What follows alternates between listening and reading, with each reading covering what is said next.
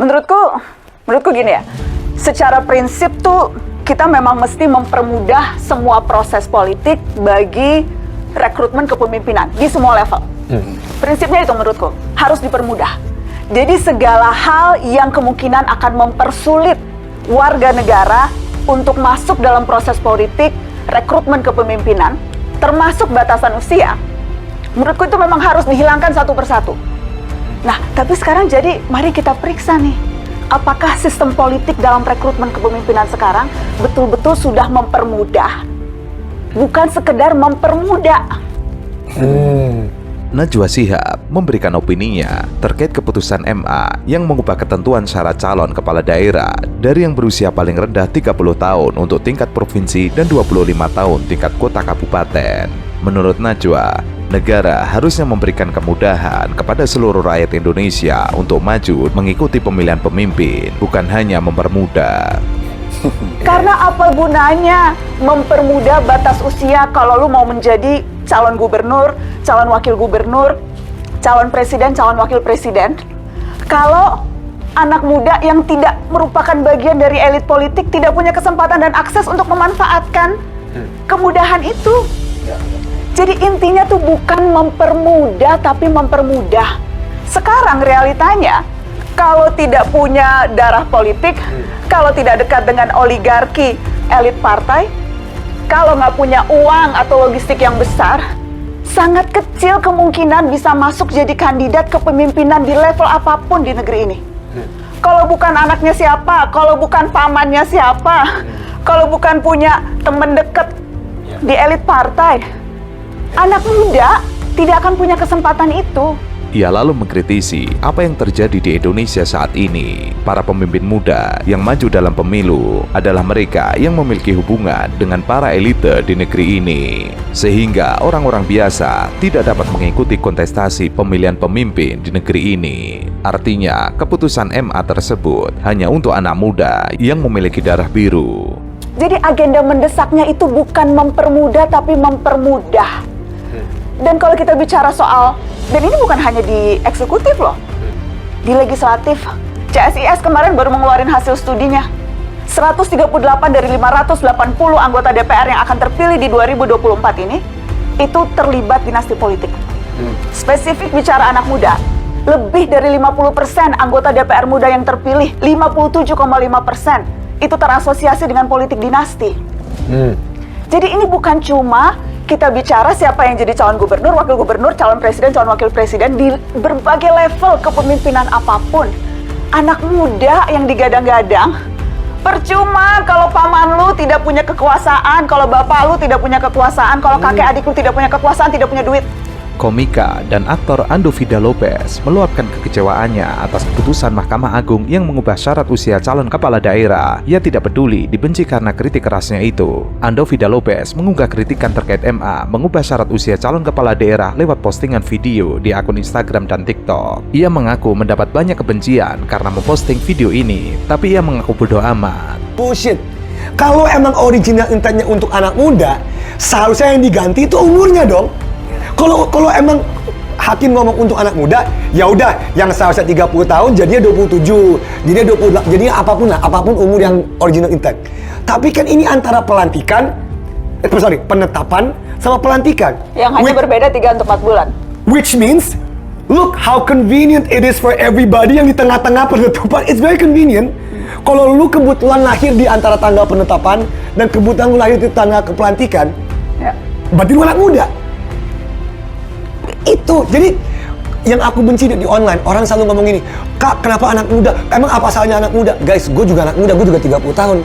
Tapi ini argumen yang sangat-sangat, gue juga sangat setuju anak muda, banyak anak muda yang penting, banyak anak muda yang hebat.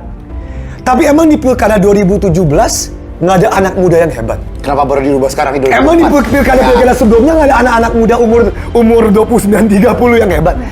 Jadi benar. Timingnya terlalu ya. Ia mengatakan awalnya saat ada kabar Kaisang Pangarep akan ikut Pilkada DKI Jakarta, ia langsung berpikir, pertanyaannya bukannya aturan umurnya 30 tahun. Dan hari itu juga, ia membaca di berita bahwa MA sudah mengabulkan tidak harus 30 tahun diubah aturannya. Ia seperti tidak percaya dengan apa yang sudah dilakukan MA. Ia menekankan suaranya bukan menentang pribadi Kaisang. Pemerintah tidak bisa terus-menerus mengubah aturan hanya demi kepentingan saat ini. Andovi juga merespon jika ada yang bilang, ya sudah, kalau tidak suka jangan pilih dia di pilkada nanti. Itu masalahnya dengan negara ini. Tidak peduli dengan proses, yang penting hasil akhir. So even if you don't want to talk about timing, kalau lu mengambil filosofi original intent untuk kesemangat anak muda berkesempatan membangun bangsa dan negara, tapi 3-4 bulan, come on man, come on. Ini di luar dari ngomong soal Mahkamah Agung kewenangannya apa, MA kewenangannya apa, itu yang bikin aku kesel, Nana. Itu belum lagi kalau kita bicara biaya-biaya di pilkada-pilkada yang lain gitu ya, yang jumlahnya juga semakin tinggi. Ada yang bilang sampai triliunan untuk menyiapkan dana yang dibutuhkan. Dan dana itu bukan hanya untuk keperluan biaya politik atau pemilu loh. Dana itu juga untuk bayar sewa perahu ke partai loh. Yang bikin mahal tuh salah satunya karena untuk mencalonkan atau dicalonkan harus lewat partai politik. Dan partai politik itu dalam prakteknya itu pasti minta uang mahar. Itu juga yang bikin biayanya jadi tambah mahal. Jadi memang susah. Makanya yang bisa berkuasa yang punya darah politik. Karena kalau gitu dia udah nabung tuh bertahun-tahun, punya banyak duit Kak Jo. Najwa Shihab memberikan kritikannya terkait money politik yang terjadi di Indonesia. Money politik merupakan salah satu musuh utama dalam setiap penyelenggaraan pesta demokrasi, baik nasional maupun lokal di Indonesia. Praktek pembelian suara pemilih oleh peserta pemilu maupun oleh tim sukses membuat biaya pemilu di Indonesia menjadi mahal dan menghasilkan pemimpin daerah yang berkualitas rendah. Iya, maksudnya kalau memang sepakat sih bahwa sistem pemilihan kita itu mahal, tidak efektif, tidak efisien, tetapi mari perbaiki sistem yang sudah kita jalani selama hampir 20 tahun ini, bukan kemudian terus mengubah sistemnya sama sekali.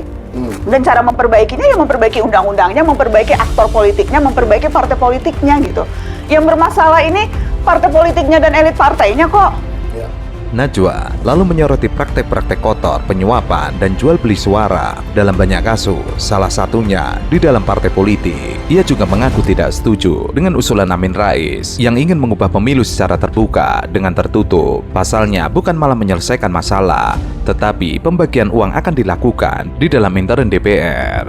Yang selama ini membuat biaya politik menjadi sangat mahal, mereka nggak mau berkaca, nggak mau refleksi. Yang disalahin udah sistemnya aja yang diubah gitu. Jadi kita dari yang mau mengambil hak kita untuk memilih langsung pemimpin kita, memberikannya ke anggota-anggota MPR gitu.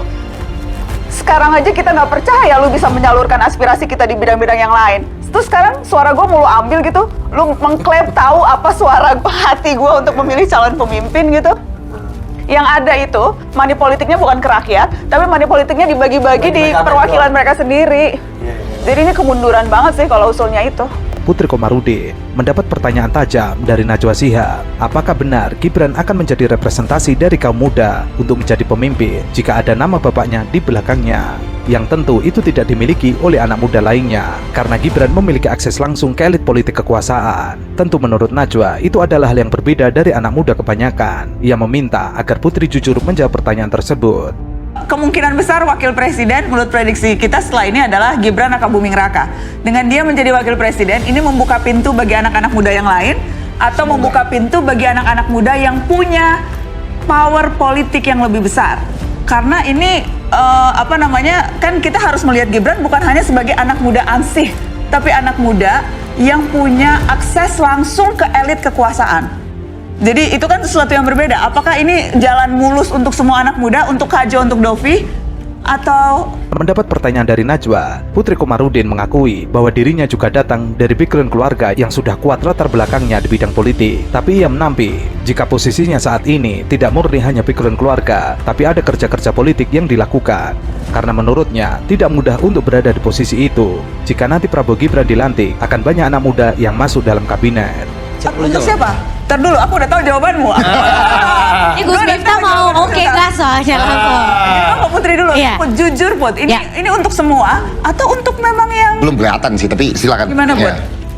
Kalau saya kan memang bisa dibilang datangnya dari latar belakang keluarga yang punya privilege kan. Cuman untuk bisa sampai sini itu perjuangannya sangat berat gitu. Jadi walaupun dengan nama belakang, tapi memang banyak sekali kerja-kerja yang harus dilakukan gitu. Dan Mas Gibran pun sebenarnya seperti itu. Dan di dalam timnya beliau itu banyak anak-anak muda yang tanpa latar belakang nama besar ataupun keluarga di politik yang memang membangun jaringannya sendiri dan mereka mandiri gitu. Jadi Putri juga sempat menyebut jika kemenangan Gibran akan menjadi pintu bagi Gibran selanjutnya. Namun hal tersebut langsung ditimpali oleh juru bicara 01 yaitu Usama. Ia mengatakan jangan sampai arti Gibran selanjutnya adalah adiknya yaitu Kaisang Pangarep yang akan menjadi masalah yang berbahaya bagi bangsa ini.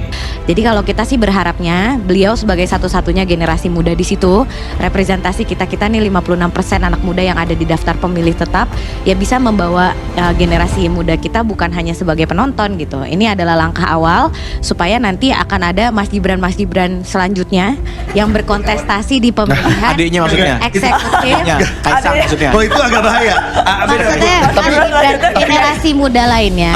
Boleh. Ya makanya jadi ada Mas Gibran selanjutnya generasi muda Indonesia yang bisa berkontestasi di pemilu Tapi, presiden dan wakil Kemarin aku presiden. sempat Sementara itu, pembawa acara Jovi sempat menyinggung soal bahaya Undang-Undang MK yang menurutnya akan merusak meritokrasi di perpolitikan Indonesia. Karena undang-undang tersebut membuka peluang seleb TikTok akan sangat mudah menjadi capres dan cawapres hanya karena diminati partai, karena memiliki popularitas yang tinggi. Seumpama di angka 80 juta pengikut, lalu ia ikut pilkada dan menang. Usai 1 tahun menjabat karena popularitasnya terus naik, ia kemudian maju capres dan menang.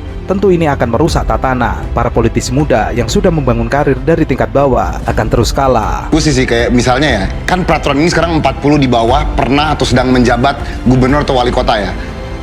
Ini kita nggak tahu game 2029 gimana. Tapi sebut aja di 2027 muncul TikToker dengan 80 juta followers. Tiba-tiba sebuah partai suka sama nih orang, digaet, jadi wali kota setahun. Abis itu gara-gara, terus TikToknya jadi 120 juta followers. Ini orang jadi wapres atau pres. Itu yang undang-undang ini telah buka sebuah pintu yang gak bisa ditutup lagi gitu.